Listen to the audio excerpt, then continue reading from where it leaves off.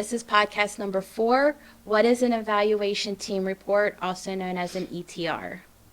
Okay, what is an ETR?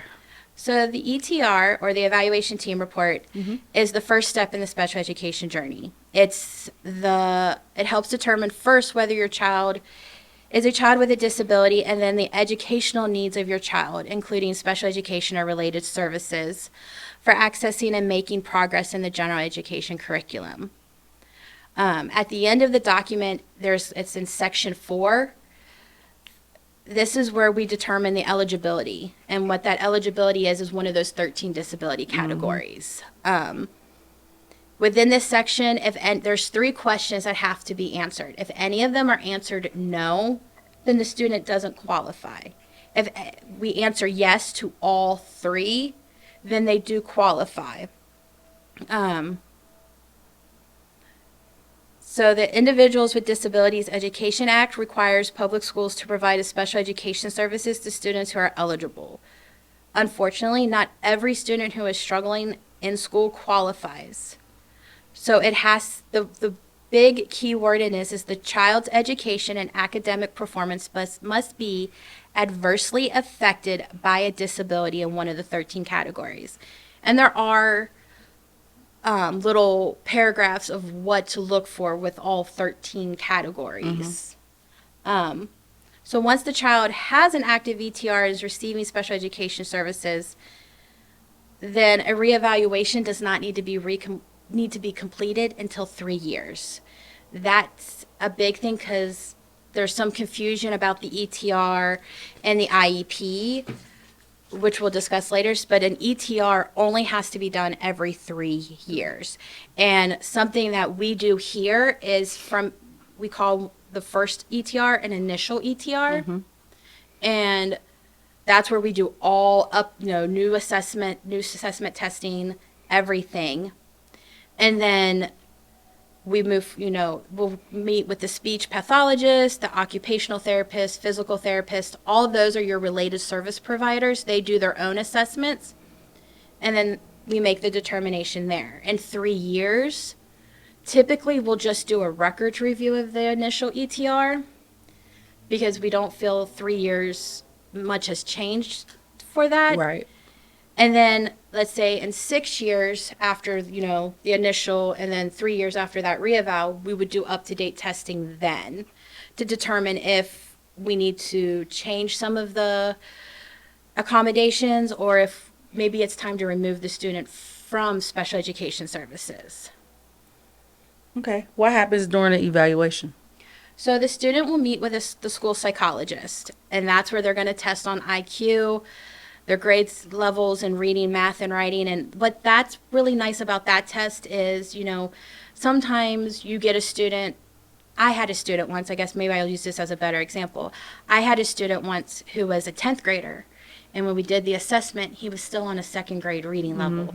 So that, breaking it down by grade level, let me know what parts of reading I had to work with him most on. Comprehension was his most difficult area. That was where he was on a 2nd grade level, but on his fluency, he was on an 8th grade level, not as far behind. So having that extra test really helps determine where to meet the student's needs at. Also, we collect information from the classroom teachers. We have a Google form. We see what they're seeing, what assessments they've done, and what the results of those assessments were. And we call those classroom-based assessments, where the school psychologist tests are norm-based assessments. Then we also will pull in assessments that measure the behavior, and this is emotional behavior. And then we also will pull in assessments that check for daily living skills. We call that adaptive behavior. Okay. And then we also have the speech pathologist, the occupational therapist, physical therapist, your related service providers, to also provide assessments to make sure that everything is being covered for the student's needs. We also will do an eye exam and a hearing exam to make sure that none of the concerns that we're seeing are related to vision or hearing problems. Okay. Who should be involved in the building and meetings of the ETR? So there are many people who should be involved in this. The parent should always be involved. The intervention specialist should be involved. They may not have worked with the student yet, but they need to be in that meeting so they know what needs the students has, so they can build the IEP, because the IEP is going to come next.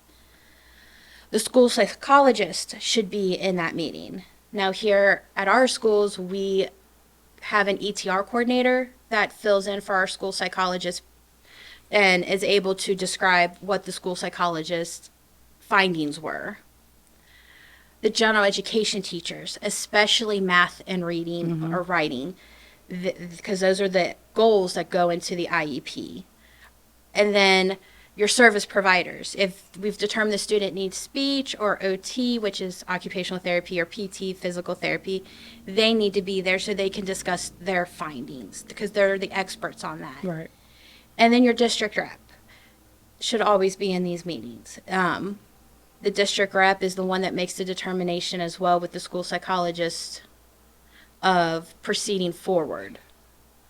Now, those are the mandatory members, especially if it's an initial ETR and IEP.